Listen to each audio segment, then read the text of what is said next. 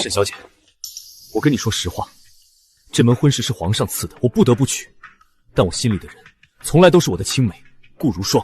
谢世子的真心我不稀罕，世上最不值钱的就是这种东西。你心里装着谁，我不管，但你要记住，娶我进门就得以我为尊。世子爷，不好了，如霜出事了！岂有此理！这么大的事，怎么现在才来报？小姐，将军远在边关，这谢家竟如此欺辱人，无人为您做主，这可怎么活？新婚之夜私会外事，既然世子如此不要体面，那就都别要了。备车，我们去乾清宫。郑国将军嫡女沈玉烧，新婚之夜，夫君因外事弃我而去，今日我跪在这里，求陛下主持公道。新人结发礼，从此白首不相离。世子，不好了，如霜姑娘3天3夜没吃东西，已经晕过去了。岂有此理！如霜晕倒，怎么现在才来报？你们怎么伺候人的？定亲时，谢知远便说过他的心上人是他的青梅顾如霜。如霜身世可怜，只叹我双亲也是看中你们将军府的前程，逼我接下圣旨。若非皇上赐婚，我便是拼出命去，也要娶如霜为妻。所以，这就是谢世子今天来的目的吗？哼，听说沈小姐是名门闺秀，皇后都赞你贤良，想必你进了门也一定能容得下如霜。新婚3日回门后，我希望你和双亲说，为我纳了如霜进门，这是你作为正室夫人该有的气度。谢世子，还未成亲，你便要求我答应为你纳妾，你觉得这样好吗？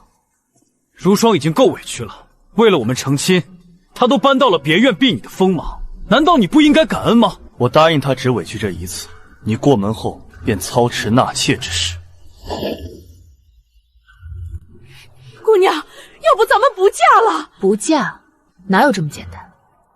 皇上之所以把我赐婚给谢知远，为的就是制衡父亲的兵权，岂会容我说不嫁就不嫁？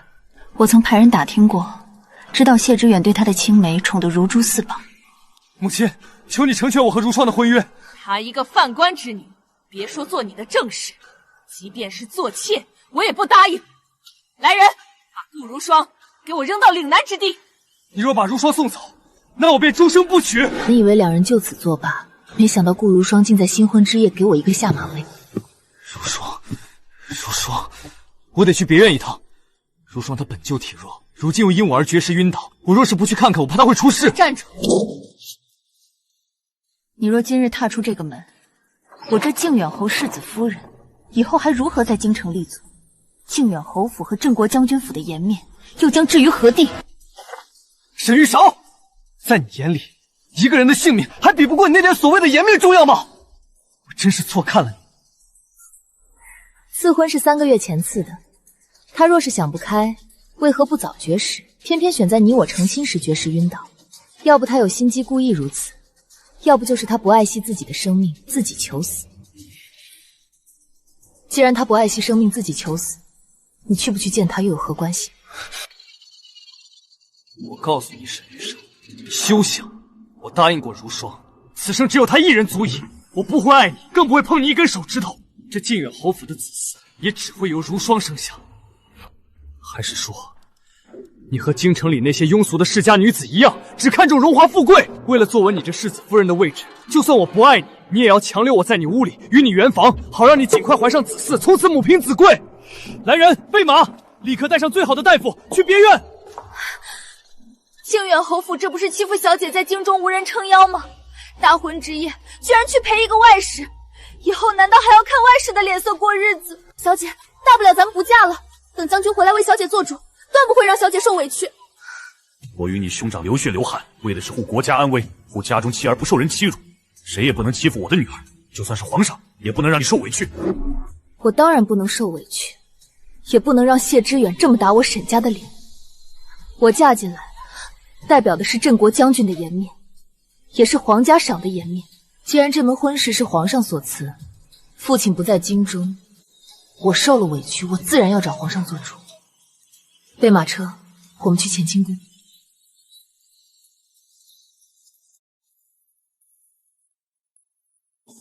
今日小儿能娶到镇国将军的嫡女，实乃天大的福分，更是皇恩浩荡，多谢各位大人赏光。侯爷言重了，日后靖远侯府亦是前程似锦啊！乔儿那孩子，我们也是真心疼爱，往后定会待她如亲生女儿一般。侯爷夫人，不好了！大喜的日子，慌慌张张，成何体统？世子夫人她叫人备了马车，说要穿着嫁衣进宫，找皇上做主，取消这门亲事啊！什么？世子呢？世子在哪儿？让他快去拦着，让他叫胡来啊！他早就去了别院，不在府里啊！胡闹，简直是胡闹！今日是他大婚的日子，他怎么敢扔下沈家小姐去别院？我就说吧，早就听说世子在外面养了个外室。我听说是以前礼部顾侍郎的女儿，顾家倒台后，世子花重金把她保了下来，一直养在别院里。这在京城里也不是什么秘密了。京城谁不知道谢知远偏爱顾如霜？可怜沈玉烧何等骄傲，偏偏嫁了一个心里装着别人的夫君。这可是新婚之夜啊！洞房花烛，他竟敢抛下皇上赐婚的新娘子，跑去私会外室，这简直是把镇国将军和皇家的颜面按在地上踩！我若是沈小姐，我也受不了这口气。大婚之夜受此奇耻大辱，传出去以后还怎么做人？我嫁人吧！还愣着干什么？马上派府里的人去追！无论如何，必须把夫人给我拦下来，绝对不能让她跪到宫门前！世子夫人这次出府带的侍卫是镇国将军的亲卫，个个都是上过战场、见过血的精锐。我们的人根本不是对手，刚一靠近马车，就被他们的刀鞘给打开了。他们说，谁敢阻拦，就是与镇国将军府为敌，我们根本拦不住啊！镇国将军的亲卫，沈家这是铁了心要把事情闹大，一点余地都没有。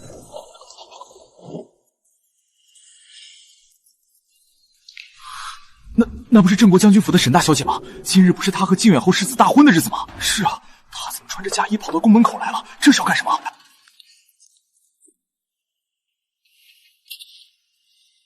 臣女镇国将军嫡女沈玉少，求陛下做主，取消臣女与靖远侯世子的婚事。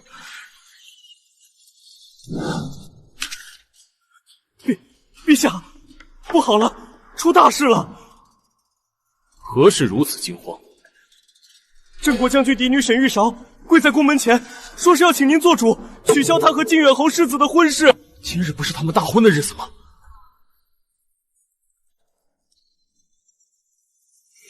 岂有此理！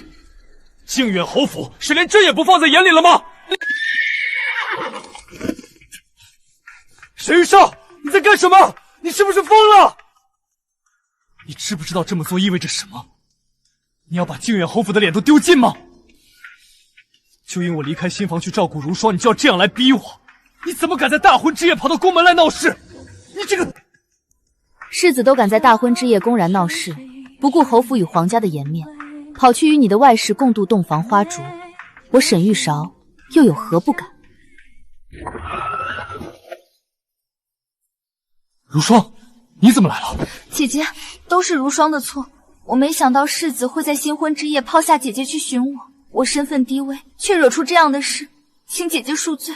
我本是想只身一人离开这世界，绝不打扰姐姐和世子的婚事，可我终究是舍不得世子，求姐姐不要为难世子，都是如霜的错，只求姐姐，只要姐姐肯应允如霜一个位分，如霜来世做牛做马报答你。如霜，你不必跪他。世子，我是犯官之女，若无主母的点头，我进侯府便是一个死字，我怎么能让世子为难？夫人今日跪于宫门，如霜只求姐姐回府，何必让世子为难？如霜求你了。沈玉韶，如霜这样求你，你仍要不依不饶吗？姐姐，世子爱的人是我，你说我若在你身边晕过去，又被诊出喜脉，到时候你在侯府还有什么立足之地？夫人再不喜欢我，也会心疼侯府的孙子，对不对？居然敢威胁我，别说有孕，就是怀了个仙胎都没用。你说什么？你居然与世子珠胎暗结，你敢用一个威胁我？来人啊！世子和他的外室把我们小姐活活气死了！皇上有旨，宣镇国将军嫡女沈玉韶、靖远侯世子谢知远觐见。世子，妾身陪你一起去，我担心你。你？洒家倒是好奇，你算是个什么东西，也敢说陪着世子一起进宫？你以为这皇城宫乐是你家那不见光的别院后门吗？可以任由你随意进出？我没有，我只是担心世子。闭嘴！真是不知眉眼高低的蠢货！圣上只宣了沈小姐和谢世子，哪里有你说话的份儿？谢世子，管好你的人，若真这么舍不得，就让他跪在这宫门前，等着世子您出来吧。是，有劳公公了。哼，还愣着干什么？把沈小姐扶起来，动作轻点。若是惊扰了沈小姐，扒了你们的皮！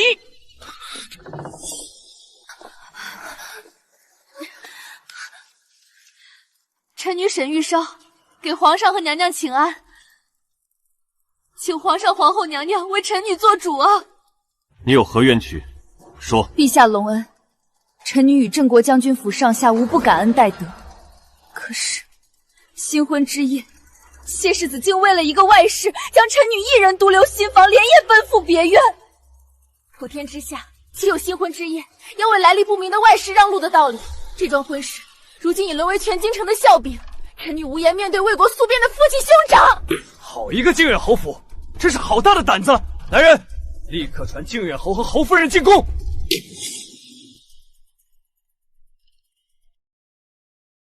求皇上开恩啊！都是犬子糊涂，被那个外室迷昏了头。臣回去一定严加管教。靖远侯，若你们谢家有心处理此事，沈家小姐今晚就不会穿着嫁衣跪在这冰冷的宫门前了。臣妇教子无方，臣妇保证一定会给玉韶一个交代，绝不会让那个顾如霜再出现。求皇上开恩，如霜他如今肚子里已经有了微臣的骨肉，这是靖远侯府的长孙，求皇上网开一面啊！逆子！你怎么敢让那个外室有孕？正室夫人刚过门，你竟敢弄出一个庶长子！皇上明鉴，臣女自幼恪守规训，可臣女实在做不到，在成亲当日任由未来夫君如此践踏将军府的颜面。既然靖远侯世子与顾如霜两情相悦，连孩子都有了，臣女不愿做那棒打鸳鸯人，更不愿自己受奇耻大辱。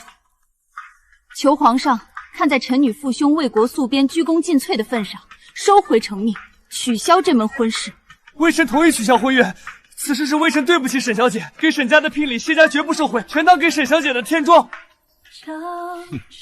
镇国将军父子为国征战10数载，朕绝不能让忠臣寒心。沈玉烧的请求，朕允了，婚约即刻解除。至于靖远侯府，除了聘礼归沈家，明日午时前必须再赔偿镇国将军府1万两白银。微臣谢主隆恩。皇后，剩下的这个谢知远和外室的肮脏事儿，交由你处理。这等不知好歹的东西，气得朕头疼。顾如霜，跟咱家来吧。世子，臣参见皇后娘娘。民女顾如霜参见皇后娘娘。好一个我见犹怜，难怪世子失了分寸，做下这种大逆不道之事。顾如霜，你可知世子为了你和沈小姐退了亲？听说你还有了身孕。回禀娘娘，民女从未想过要破坏世子和沈小姐的婚事。民女身份卑贱，只求能跟在世子身边，为奴为婢，此生便心满意，什么也不求。什么也不求，真是一个痴心人啊！既然你们情比金坚，连皇上的赐婚都能舍弃，本宫若不成全，岂不是显得不近人情？好吧，本宫成全你。娘娘，你是说……来人，奴婢在。端酒来，本宫要亲自赐酒，祝他们二位情深不移，白头偕老。把酒递给他们，喝了吧。喝了这杯酒，从此以后你们便可名正言顺的在一起了。如霜，我们终于可以在一起了。谢谢皇后娘娘成全。酒也喝了，本宫的祝福也送到了。不过还有些规矩，本宫需要提前跟你们讲清楚。娘娘请讲，臣一定谨记。顾如霜，本宫记得你是犯官之女，按照我大周历例，犯官之女永世不得为正室，这一点你可知晓？就算你今日进了靖远侯府，自外的长孙，你也永远只能是一个妾室。是，民女臣妾明白。好，你们不后悔就行。本宫也乏了，都出宫去了。这门恶心人的亲事，我沈玉少退了。世子新婚之夜为外室逃跑，我夜跪宫门逼他现身，皇上已下旨退婚，本重罚靖远侯府1万两白银。靖靖远侯府算什么东西？敢这么欺负我们将军府的大小姐！我们这就带人去把那小崽子给绑回来！咱们镇国中绝不能收这窝囊气，烧了他们侯府！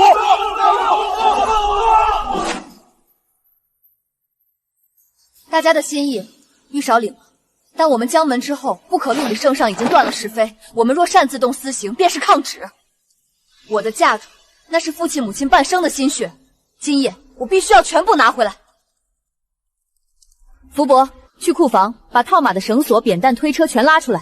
将士们，披甲带刀，随我出征，去靖远侯府搬嫁妆。出发！逆子！我靖远侯府百年基业全毁在这个逆子手里了！侯爷，别砸了，这些可都是真金白银买回来的，您砸的都是咱们的家底儿啊！靖远侯府还有什么家底？知不知道皇上当时看我的眼神，那是看一个死人的眼神。抗旨拒婚，为了一个外室，在大婚之夜把镇国将军府的脸面踩在脚下。那个逆子是在打沈家的脸吗？他是在打皇上的脸。然而只是一时糊涂啊！还有那1万两白银，皇上金口玉言1万两，你去哪里弄？1万两啊！这是侯府小半的流动家体了，人家沈御上怎么不去抢啊？你给我闭嘴！皇上怎么能下这么重的罚？你这孩子死得不够快，还敢非议圣意！完了，全完了！来人，去祠堂把家法请出来，给我拿那条带倒刺的牛皮鞭，我要活活打死这个畜！怎么回事？侯爷夫人，不好了，天塌了！外面来了好多人，举着火把，带着刀，是沈大小姐带人杀过来了。听说了吗？狮子大婚夜跑去找外死了，活该被堵门。这侯府连祖宗脸都丢尽了。大小姐，这帮缩头乌龟把门拴死了，要不要兄弟们直接把门劈了？劈门太慢，也不够响，上破城锤！1、2、3，撞！侯爷，顶不住了，门栓要断了！开门，快开门！再撞下去，门就全碎了！沈玉韶，你疯了吗？深夜带重兵强闯当朝列侯府邸，你是要造反吗？你信不信我明日就在朝堂上参你镇国将军府一本？参我一本？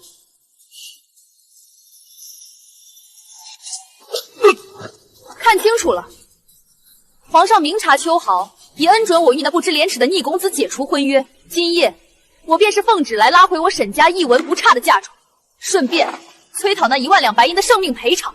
来人，给我进去搬！不够1万两的，就用侯府的好东西凑。这是沈家的金丝楠木床，拆了抬走。这套前朝汝窑茶具、装箱全抱出来，把库房里那几匹浮光戟全抱出来。让开！都瞎了眼吗？世子爷回府了。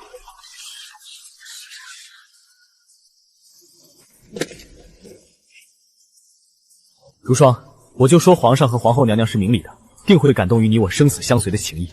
都是世子爷疼惜，如霜和肚子里的孩子全指望您了。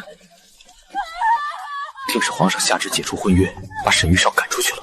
他这是在气急败坏搬嫁妆。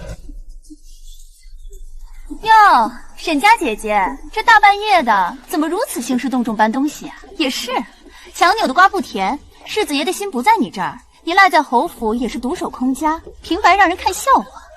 姐姐别太难过，你家世显赫又如何？女人终究要看能不能留住男人的心。刚才在宫里，连皇后娘娘都被我们的真情打动，亲自赐下白头偕老酒成全我们。等我生下长子，定让他感念姐姐今日的让位之恩。这女人是个疯子吧？刚才没听见倒赔1万两吗？还搁这炫耀呢。沈玉少，既然你还算识趣，自己搬着嫁妆滚出侯府，我也不追究你闹事的罪过了。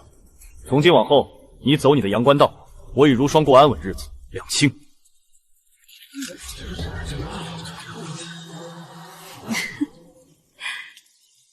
沈玉少，你想干什么？大庭广众之下，你敢伤如霜一根汗毛？伤他，谢知远也太高估你护着的这件玩意儿了。顾如霜，你刚才说皇后娘娘赐下白头偕老酒，是成全了你们的姻缘。你当真以为皇上和皇后娘娘是戏文里的月老，由着你们这两个不知孙卑的东西在天家颜面上踩踏？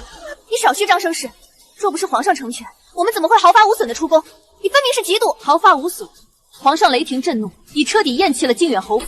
你引以为傲的世子爷，如今在圣上眼中，不过是个不忠不孝的蠢货。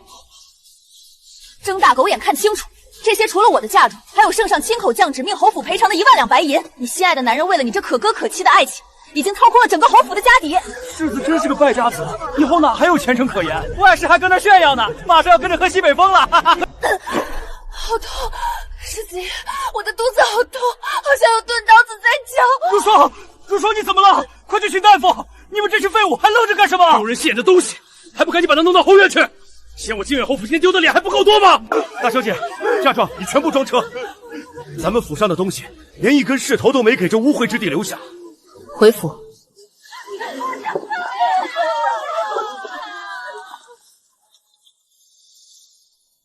我们的孩子没能保住，这可是侯府的长孙世子，以后我们还会有孩子吧？娘子几天未进食，身子本就虚弱，今日情绪又激动，才至于此，恐怕以后也难有子嗣了。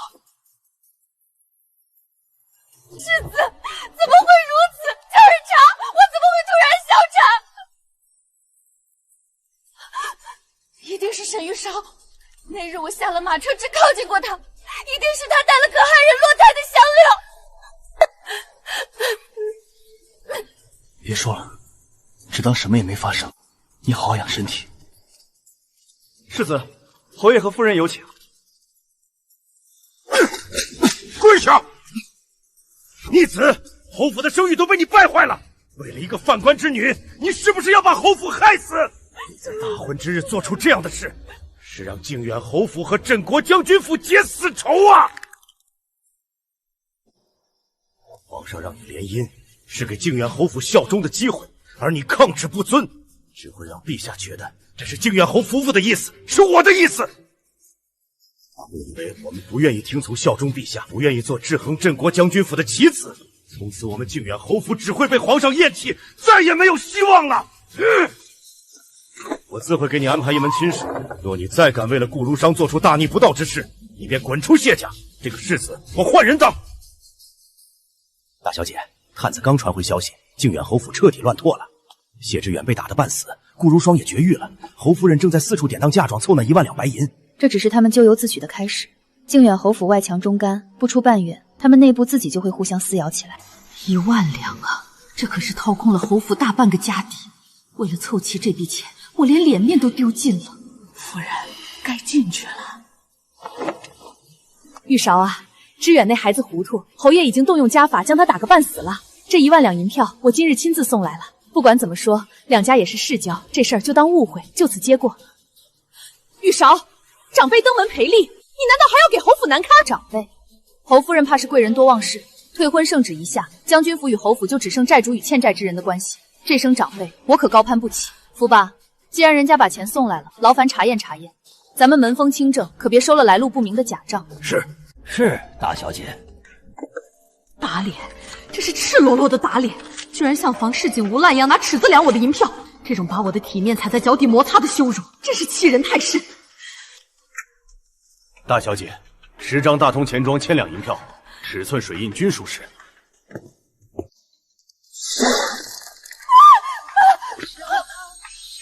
从今日起，镇国将军府与靖远侯府再无瓜葛，劳烦夫人转告侯爷，日后再敢打着将军府旗号招摇撞骗，休怪我翻脸无情。届时这把匕首就不只是钉在桌子上了，我必定亲自登门，让你们见识将门的规矩。夫人，请吧。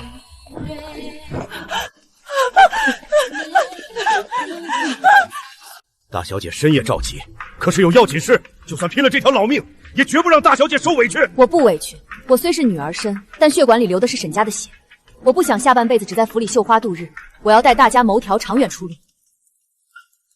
这笔钱不能生锈，我要用它给退役伤员的弟兄们寻个能挺直腰杆赚钱的生机，也为将军府在京城立住脚跟。大小姐，您是说真的？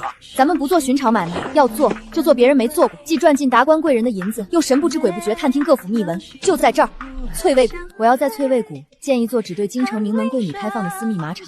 女子马场，名门闺秀深居简出，这能有生意吗？他们看似风光，实则半辈子被困内宅，争风吃醋，缺的不是绫罗绸缎，而是一个能彻底卸下伪装，纵马驰骋的发泄地。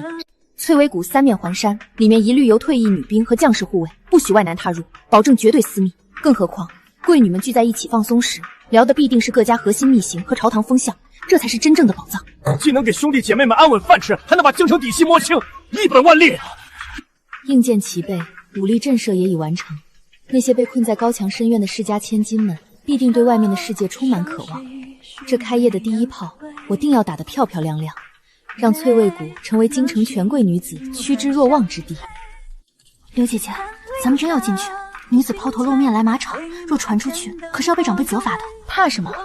这可是沈玉少拿着长乐公主的帖子下的邀约。再说，咱们成天闷在四方院子里，早就憋坏了。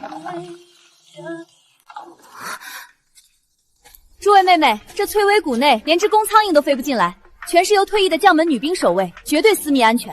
在这里没有任何婆婆的规矩，也没有外男的避讳，诸位可以卸下帷帽，褪去枷锁，做一回真正的自己。畅快！我从未觉得这般畅快过。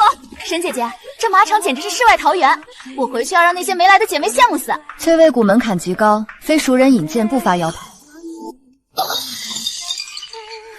不要脸的商贾坐台，满身铜臭味，简直丢尽了世家女子的脸。那个被谢哥哥抛弃，本该沦为京城笑柄，躲在家里以泪洗面。他凭什么还能日进斗金？凭什么被世家贵女们众星捧月？小姐息怒，滚开！他这般张扬，分明就是在打靖远侯府的脸，是在向我的谢哥哥挑衅。沈玉韶，你真以为自己能翻身上天了？走着瞧，本小姐有的是手段，让你生不如死。玉儿，别提那个晦气的沈玉烧了。不过是个被退了婚的弃妇，弄个乌烟瘴气的马场，还敢定什么非以剑不接待的破规矩，真把自己当个人物了。可不是嘛，成天和那些退役军汉混在一起，满身的铜臭味，把我们京城闺秀的脸都丢尽了。我何尝不是这么想的？沈家好歹也是将门世家，他这般自甘堕落，为了敛财连脸面都不要了，不仅败坏了风气，还让外人如何看待我们这些清清白白的世家女？两位姐姐，3日后长乐公主在皇家别院举办春日宴，沈玉韶必然会仗着现在的风头去赴宴。难道我们就任由这个满身铜臭的贱女人在那种高雅的场合污染我们的眼睛吗？玉儿妹妹的意思是，我们要用明教礼法，用女贱女德，在春日宴的大庭广众之下联手发难，一人一句，把她死死钉在不知廉耻的耻辱柱上。我要让她身败名裂，永无翻身之日。妙啊！长乐公主最重规矩，绝不会护着一个声名狼藉的商女，咱们就让她当场羞愤欲绝。乔见没？那就是沈大小姐。听说带兵要回了侯府1万两赔偿，扭头就跑去城外开马场了。真是家门不幸，好好的世家女干起商贾的低贱营生，天天跟退役老兵混在一起，这名声算是彻底烂透了。哟，这不是咱们京城如今大名鼎鼎的沈老板吗？怎么不在你那乌烟瘴气的马场里和粗鄙武夫厮混，赚那些散碎银两，倒有闲情逸致来污染长乐公主的高雅之宴了？姐姐快别说了，沈大小姐现在可是日进斗金的商贾呢，只可惜这满身的铜臭味，熏得咱们这些姐妹连呼吸都觉得俗不可编。可不是嘛，但凡知道点礼义廉耻的名门闺秀，哪有抛头露面去做买卖的？也难怪可大婚之夜会被世子爷嫌弃。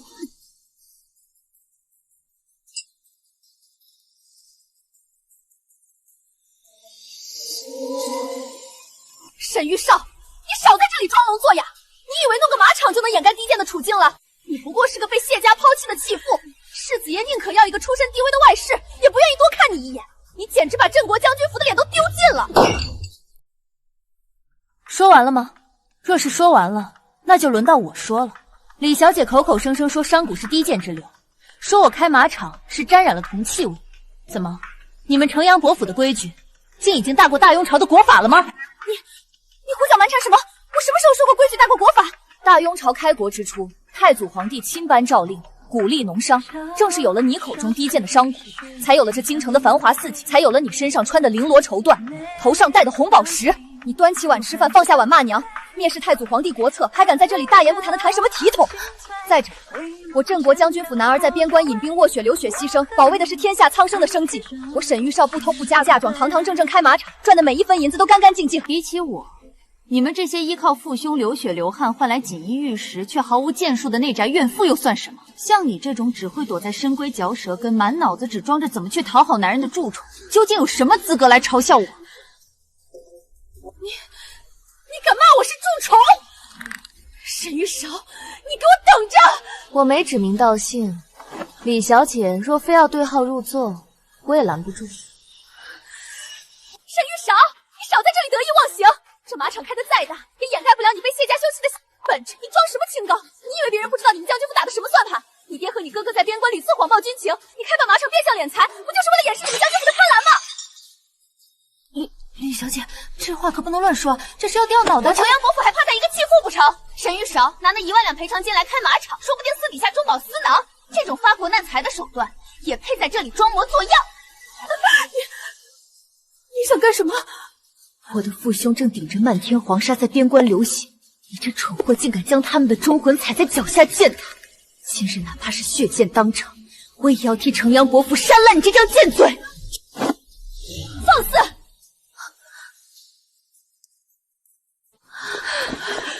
参见公主殿下千岁。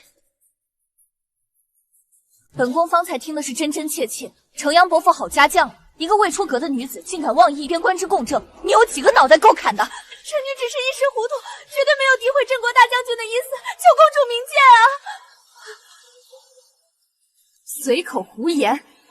镇国将军府一门忠烈，10万镇国军正在边关吃风咽沙浴血奋战，用雷里白骨筑起我大雍朝的屏障。你所谓的一时糊涂，便是往这些保家卫国的将士身上泼脏水。你的心肠是被狗吃了吗？公主饶命，臣妾真的知错了，求公主看在我父亲向朝廷的份上，饶过臣女这一回。少拿程阳豪来压本宫，教出你这种女儿，简直是丢尽了脸面。今日是你敢妄议军政，明日是不是还要妄议皇上？臣女谢公主殿下主持公道，清者自清，镇国将军府的忠心，天地可见。只是不知李小姐这般言之凿凿的污蔑臣女的马场是变相敛财，到底是她自己蠢笨无知，还是有人故意在背后推波助澜，企图乱我大雍军心？这是父皇昨日在前朝拟定的嘉奖令，本宫今日特意求了父皇，带到这春日宴上宣读。镇国将军府嫡女沈玉韶听旨。臣女沈玉韶恭领圣训。奉天承运皇帝诏曰，镇国将军嫡女沈玉韶将名下马场全部盈利用于筹措精锐战马。1月前，沈玉韶将1000匹西域良驹无偿国捐赠延眉朝廷，解了我战子之急，特降旨嘉奖，赏赐玉质金匾1面，黄金1000两。钦此。臣女叩谢圣恩。臣女身为嫁门之后，这本是分内之事，不敢居功。你方才说沈小姐满身铜臭，1000匹战马，这样的铜臭味，我大雍朝鬼恐太少。而你这种自诩聪慧的世家女，除了用狭隘的心思去揣测国之栋梁，你有过一丝的贡献吗？拿敛财去污蔑捐献战马的忠烈之后，简直是蠢毒至极。城阳伯府的脸，今天是彻底被他丢尽了。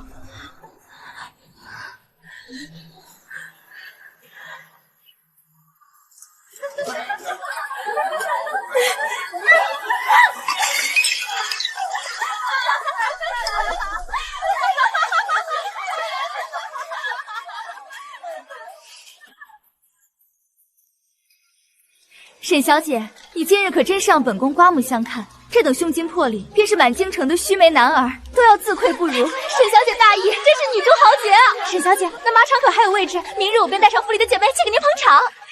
沈小姐，今日你可是最大的功臣，来与本宫同坐主位，咱们好好饮上几杯。公主厚爱，臣女感激涕零，还请公主恩准臣女先去更衣歇息片刻。既然如此，本宫也不勉强你。来人，好生伺候沈小姐去客房更衣。谢公主体恤。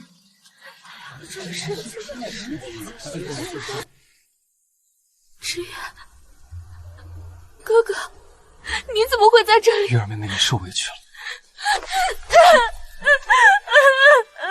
远哥哥，他们都欺负我，沈玉韶那个欺负我，我没脸见人了。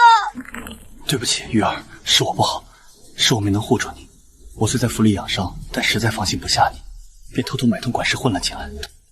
玉儿，你这般聪慧，难道还看不透他今日为何要这般发疯的针对你吗？为何？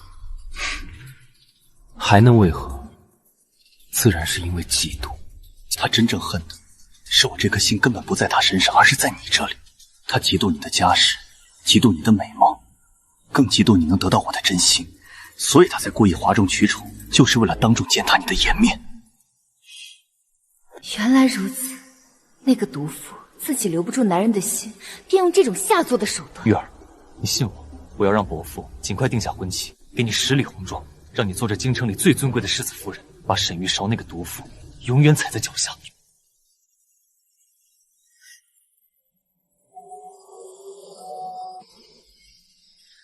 这世上怎会有如此厚颜无耻、颠倒是非的卑劣之人？知远哥哥，你快些回去养伤，免得落人口实。我一回府便去寻父亲哭闹，我也要逼他即刻定下我们的婚期。好，我等你。玉儿，让你受委屈了。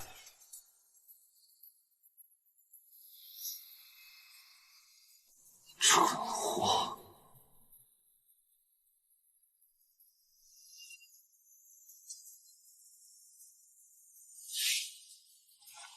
那是沈玉韶的裙锤，他刚才就在这附近。若是他将我私会旁人的事捅出去，我的筹谋岂不是全完了？玉韶，你等等！我以前简直是瞎了眼，顾如霜成了绝育，李玉儿是个只会大呼小叫的蠢货泼妇，他们加起来连沈玉韶的一根头发丝都比不上。若是没有退婚，今日在春日宴上风光无限的便是侯府。只要我低头认错，女人都是心软的，说不定就能破镜重圆。玉韶，方才在假山那边，你都听见了是不是？你听我解释，我刚才对李玉儿说的那些话，全都是逢场作戏啊！自从退婚后，侯府风雨飘摇，我若不假意逢迎李玉儿借势，侯府就彻底完了。我为了家族摧毁骗一个我根本看不上的蠢女人，我心里有多痛，你可知道？不过是个玩物，也配痴心妄想嫁给我？谢知远，你这个……玉儿妹妹，你怎么？我怎么回来了？我若是没回来，怎么能听到你这番肺腑之言？骗子！你是个令人作呕的骗子！什么逢场作戏都是被逼的，什么给我最风光的婚礼，全都是放屁！玉儿，你听我解释，不是你想的那样，我刚才都是气话，是沈玉少这个逼我才口不择言的。滚开！别碰我！你疯了是不是？你以为你是个什么东西？若是再闹，我便真的休想娶你！你不娶我，你以为我稀罕你这个？两位慢慢互诉衷肠，我就不奉陪了。城阳伯府昨日已经收了靖远侯府的聘礼，这门亲事定了，就在下个月初8。有意思，把两只互生怨恨、互相撕咬的疯狗强行关进同一个名为婚姻的铁笼子里，这场不死不休的内宅好戏才刚刚开始。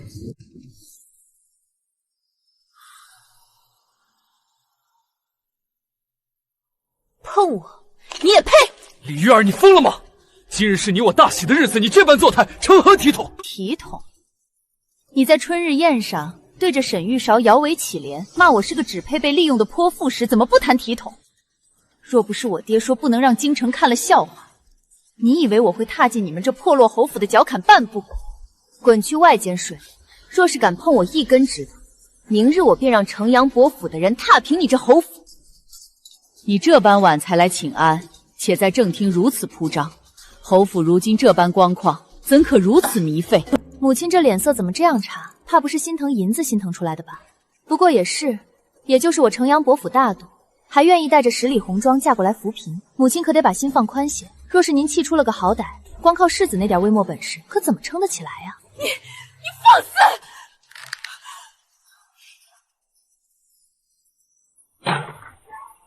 还在装模作样，看什么公文？同僚都在笑话你是个被退婚的，你还有脸在这里装清高？你闹够了没有？这里是书房！窝囊废！窝囊废！你就是个只配靠联姻续命的。如霜，如霜。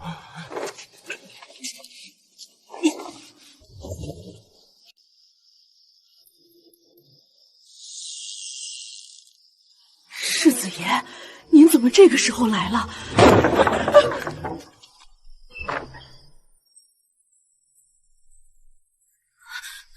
世子，怎么喝了这么多酒？可是正室夫人给您气受了。如霜，我只有你，我真的只有你了。那个泼妇，她根本不把我当人看，她践踏我的尊严，我可是堂堂靖远侯世子，他怎么敢？世子受委屈了，都是双儿没用，双儿出身继位，若双儿有那样的家世，哪怕豁出这条命，也绝不让世子受半分委屈。你别这么说，是我对不住你，在我心里，你比那个只会仗势欺人的我强上10000倍。世子快尝尝，这是双儿亲手熬的参汤。世子是做大事的人，千万不能伤了根。夫人，不好了！世子爷他吞吞吐吐的做什么？没用的死丫头，天塌下来了不成？世子爷一大早就没去当差，把那个姓顾的接进府里来了，直接越过了您，安置在离书房最近的秋水阁。侯夫人去拦都没拦住，世子爷还放话说您若是容不下那个外室，就让您滚回伯府。好一个谢知远，好一个不要脸的狐狸精！我堂堂城阳伯府嫡女，带着十里红妆风光下嫁，他居然为了一个残花半宿，公然将我的脸面踩在脚下！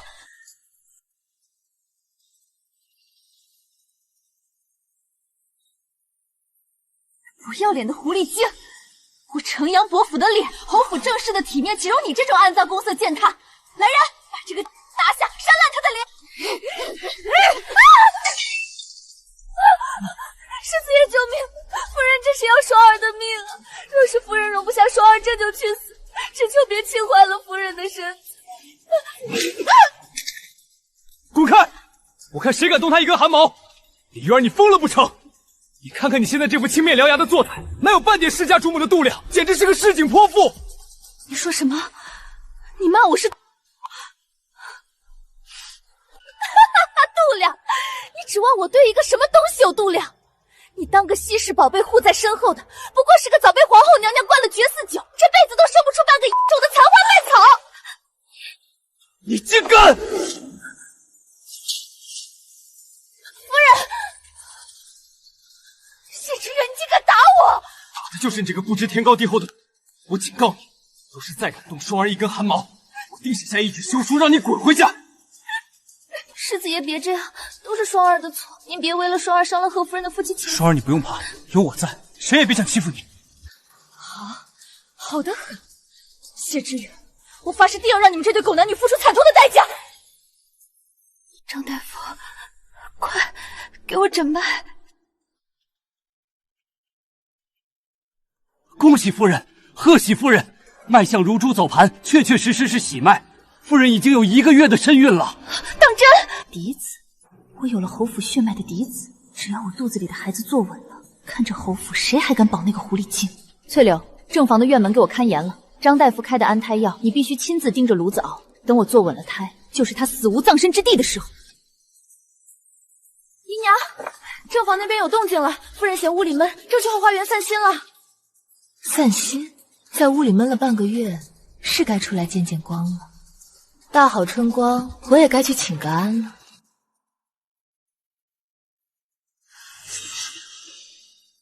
没看见世子夫人在此散步吗？还不赶紧退下让路！让路？这后花园又不是城阳伯府的，怎么夫人走的我就走不得？你连妾都不如，也敢在我面前放肆，仗着世子爷宠爱就不知天高地厚了。不知天高地厚，夫人好大威风。夫人这肚子可得护好了，就算你千辛万苦生下来，世子爷最疼的依然是我。假以时日，若是我能过继个一儿半女，也是要叫你一声嫡母的。我杀了你！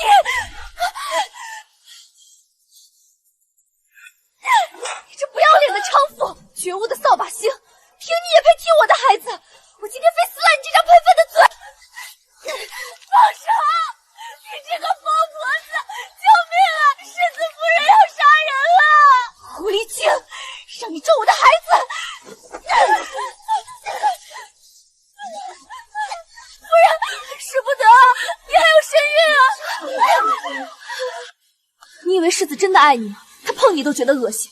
此刻他只是外强中干的纸老虎，再刺激几分便会自毁胎气。闭嘴！给我去死吧！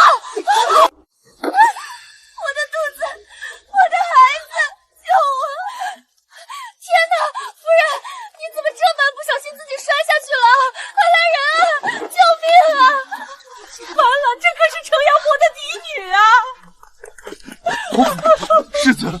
夫人这胎本就受寒虚腐，如今遭此重创，孩子恐怕保不住了。谢知远庶子敢害我女儿，今日不死不休，给我抓进靖远侯府！今日我要让他们血债血偿！女儿，娘的乖女儿，你到底造了什么孽，被这群折磨成这样？亲家母，这是个误会，是个意外啊，都是那副长眼的妾。闭嘴！谁是你亲家母？谢知远，你这宠妾灭妻的窝囊废！今日不是你休妻，是我城阳伯府休了你这烂人！男婚女嫁，各不相干。把小姐带走。皇上，谢知远宠妾灭妻，公然接外室回府，更纵容毒妇谋害老臣女儿腹中骨肉，求皇上严惩凶徒啊！臣等弹劾靖远侯教子无方，败化人伦纲行，天理难容。谢康，看你教出的好儿子，朕赐的婚他不要，非把个恶毒外室当成宝。如今草菅人命，简直将朝廷放法和皇室颜面踩在脚下。皇上息怒，老臣知罪，老臣回去定打死那个。不必了，传朕旨意。靖远侯贪赃枉法，教子无方，即日起剥夺靖远侯一切爵位，抄没全部家产，全家贬为庶人。皇上饶命啊！世子谢知远藐视圣恩，宠妾灭妻，即刻肆夺功名，逐出京城，永不录用。罪女故事谋害子嗣，判流放3000里，即刻发配极寒之地，不得宽宥。沈大小姐，哪家给您道喜了？皇上有旨。奉天承运皇帝诏曰：镇国将军嫡女沈玉绍闻边关战马短缺，捐赠1000匹良驹，解前线燃眉之急，忠勇之心日月可见。县主，此去边关路途遥远，您千万保重。这几十名兄弟都是从死人堆里爬出来的，定能护您周全。福伯放心，我们沈家儿女不畏风霜。边关的烈酒和狂风，长河与落日，才是我们将门儿女的真正归宿。这京城爱杂事儿，彻底与我无关了。谢家、城阳伯府的下场，皆是咎由自取。从今往后，海阔凭鱼跃，天高任鸟飞。